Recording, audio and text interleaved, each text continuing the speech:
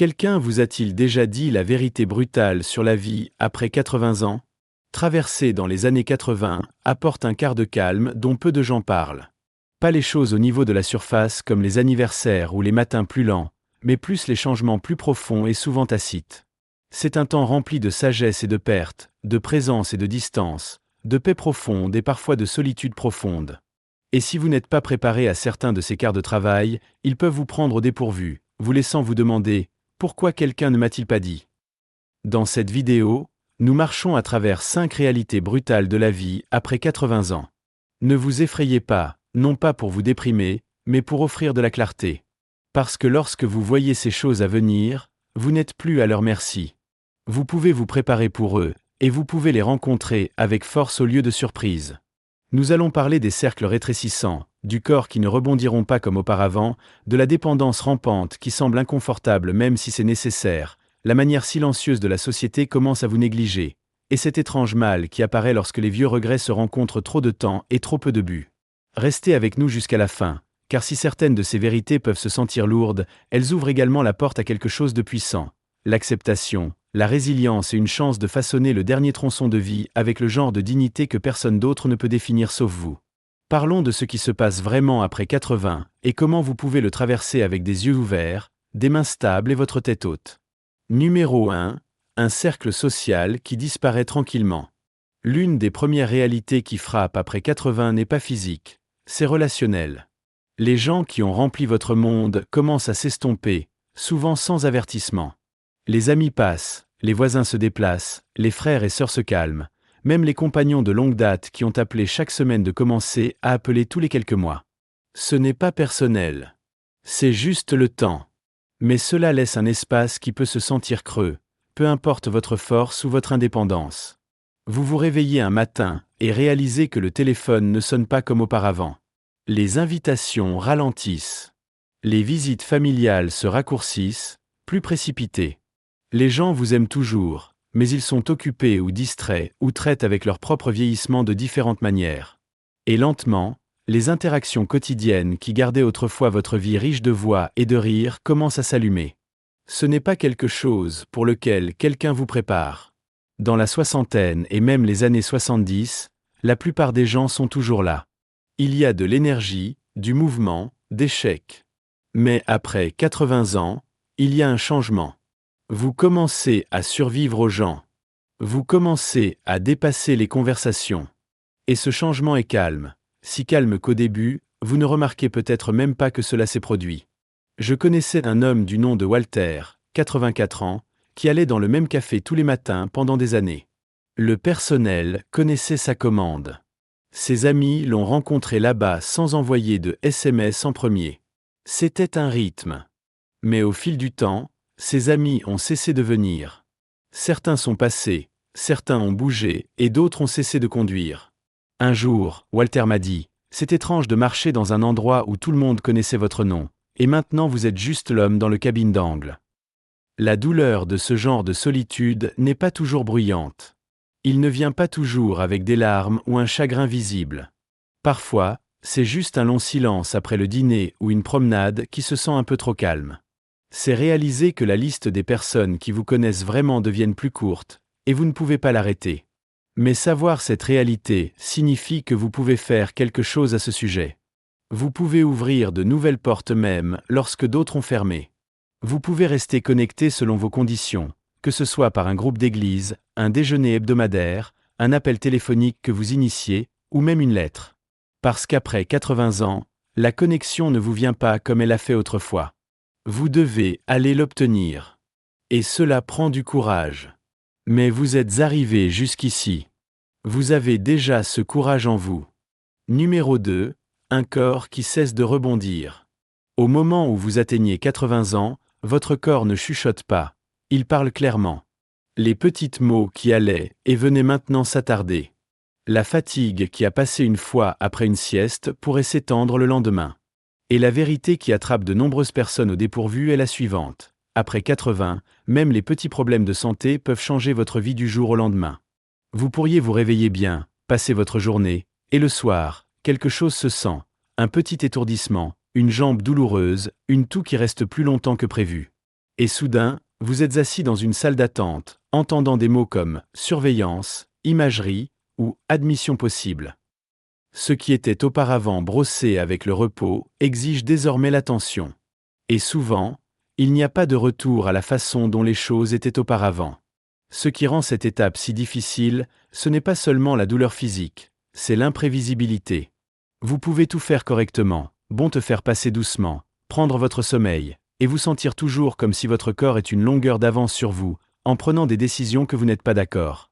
Un faux pas dans les escaliers peut entraîner des semaines de récupération. Un estomac bu peut vous vider pendant des jours.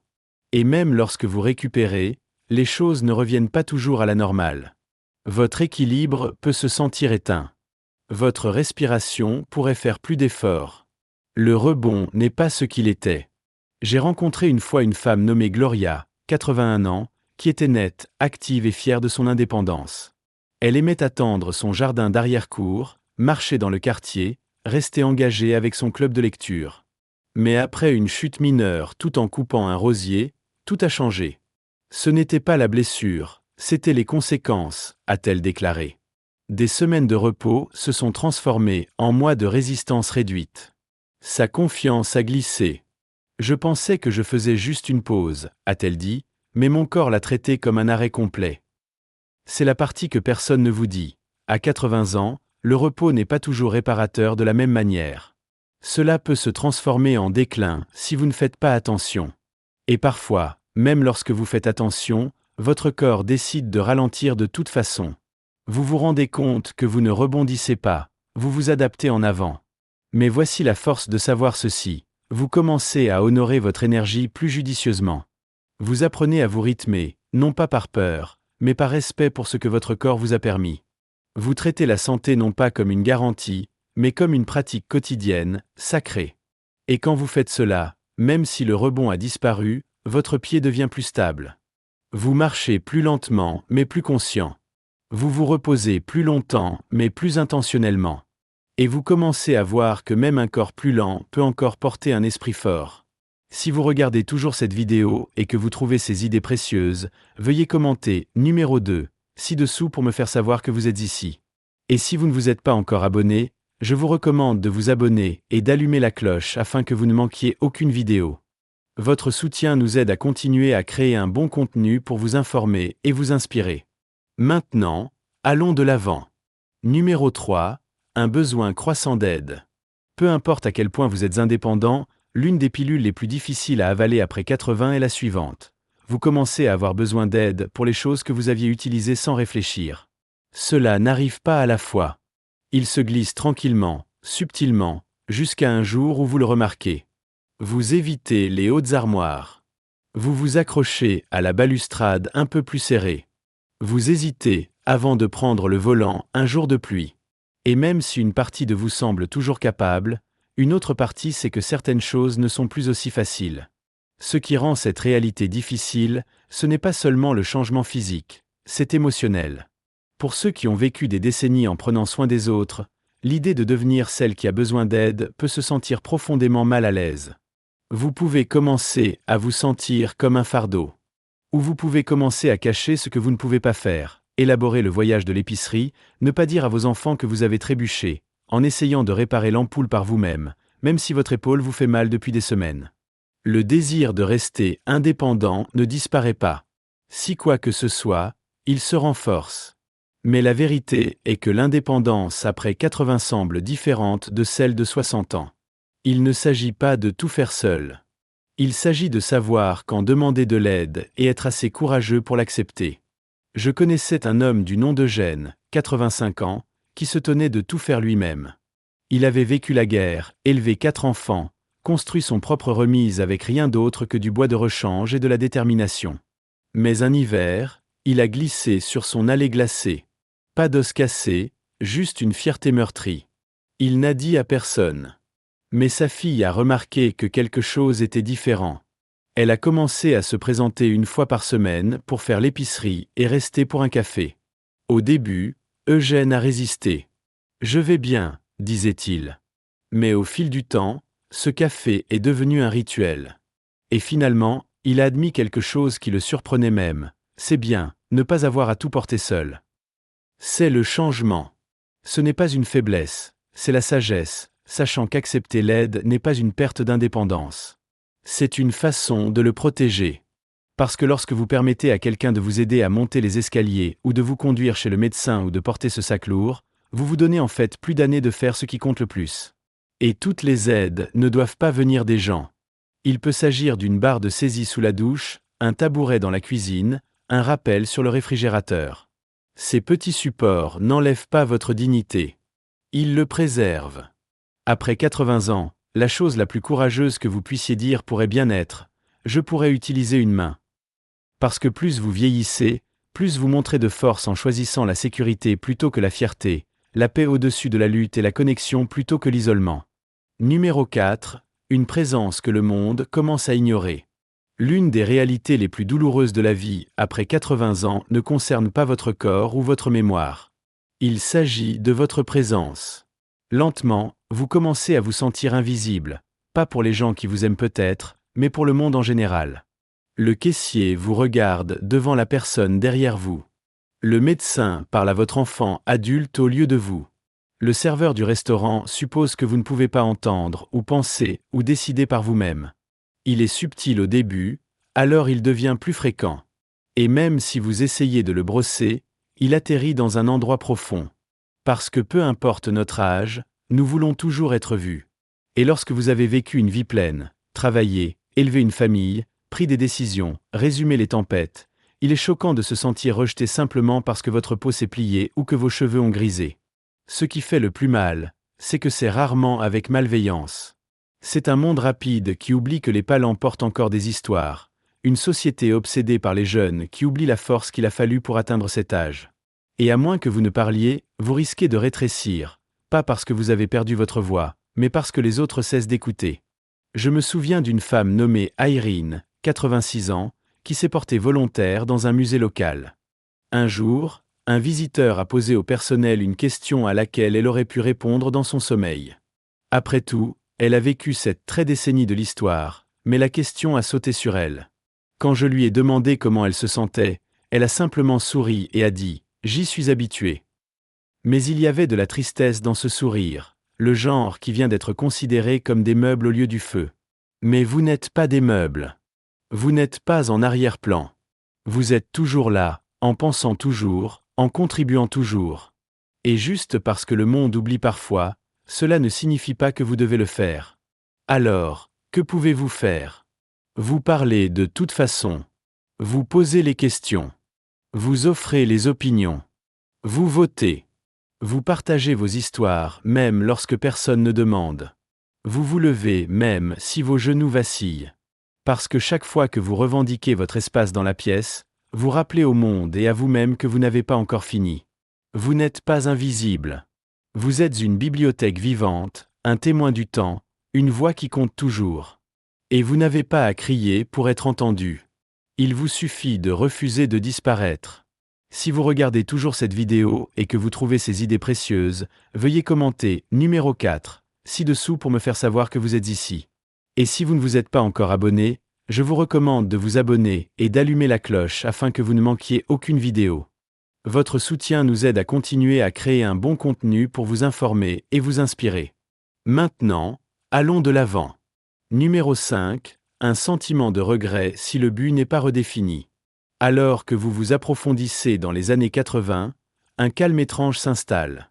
Pas seulement dans votre maison ou votre emploi du temps, mais en vous. L'Harvey ralented. Le calendrier n'est pas aussi plein.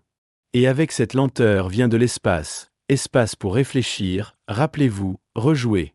Cela peut être beau. Mais si vous ne faites pas attention, cela peut se transformer en quelque chose de lourd. Pas le genre fort et dramatique, le genre silencieux. Le genre, je souhaite passer plus de temps avec eux. Le genre, pourquoi n'ai-je pas pris cette chance quand je l'ai eue? Le genre qui apparaît lorsque vous avez le temps, mais pas toujours l'énergie ou la liberté de faire les choses que vous avez reportées. Ce n'est pas quelque chose dont les gens parlent beaucoup. Nous célébrons la sagesse du vieillissement, la liberté de la retraite, la joie des petits-enfants, et tout cela est réel. Mais la question persistante est elle aussi tacite. Quoi maintenant? Si vous avez passé toute votre vie à travailler, à donner, à courir, à élever, à servir, puis tout s'arrête, cela peut sembler que votre objectif est en train de s'évanouir. Je connaissais un homme nommé Stanley, 88. Il était enseignant depuis plus de 40 ans. Après sa retraite, il se sentait fier, mais aussi étrangement creux. « Personne n'a plus besoin de moi », a-t-il dit une fois. Mais ce n'était pas vrai. Il n'avait tout simplement pas trouvé une nouvelle façon nécessaire. Parce que le but ne prend pas sa retraite. Il change de forme. Peut-être que vous ne construisez plus de maison, mais vous renforcez votre confiance dans vos arrière-petits-enfants avec vos histoires. Peut-être que vous ne dirigez pas de réunion, mais vous dirigez avec présence quand quelqu'un est en deuil. Peut-être que vous ne résolvez pas de gros problèmes, mais vous résolvez la solitude avec un sourire à un voisin. Le danger de regret n'est pas que vous ayez fait des erreurs, nous l'avons tous. C'est que vous vous asseyez trop longtemps dedans sans les transformer en quelque chose de significatif. Mais lorsque vous redéfinissez le but, pas comme productivité, mais en tant que présence, vous commencez à réaliser que vous avez encore tant à donner, non seulement aux autres, mais à vous-même. Parce que le travail le plus important que vous ferez après 80 ans peut ne pas être pour l'héritage ou les applaudissements. C'est peut-être le suivant, se réveiller de gentillesse dans votre cœur, de curiosité dans vos yeux et assez de courage pour demander « Comment puis-je apporter de la lumière aujourd'hui, même s'il est juste un peu ?» Ce n'est pas un regret. C'est la rédemption. Et il n'est jamais trop tard pour le trouver. Pensées finales. Atteindre vos années 80 n'est pas une petite chose.